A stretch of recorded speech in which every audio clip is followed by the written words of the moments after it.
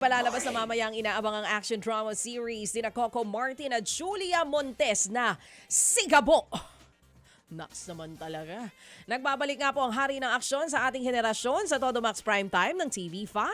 Ito po ang comeback series ni Coco matapos po ang FPJs ang probinsyano. Balik-tambalan din po nila ito ni Julia Montes. Asahan daw po ang mas pasabog na aksyon na may kasamang drama at comedy. Abangan po ang unang episode ng Sigabo, ang tigasin ng tundo. Mamayang alas 8 ng gabi sa TV5.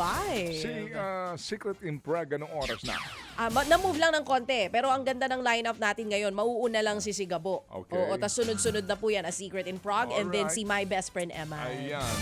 Sige po, so salamat na marami sa ating pa rin pong pagbibigay po ng pagkakataon sa lahat ng mga Pilipinong mahilig sa mga teleserye na makinabang din po sa serbisyo ng TV5 sa Free TV. Thank you! Ngayon, sinupresa po naman ng Nations Girl Group na BINI ang blooms ng itanghal nila ang kanila pong Coachella set sa Signals Concert noong Sabado.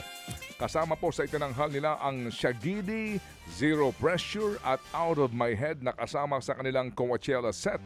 Game na game din ang blooms na makikanta sa hit songs nilang Carrera, Salamin Salamin, Blink Twice at Cherry on Top. Agad din pong nag-trending ang surprise Coachella set performance ng BINI. Nag-number 1 pa ito sa trending topic sa X. Sunod na magtatanghal ang BINI sa SM Seaside Cebu Arena sa July 11.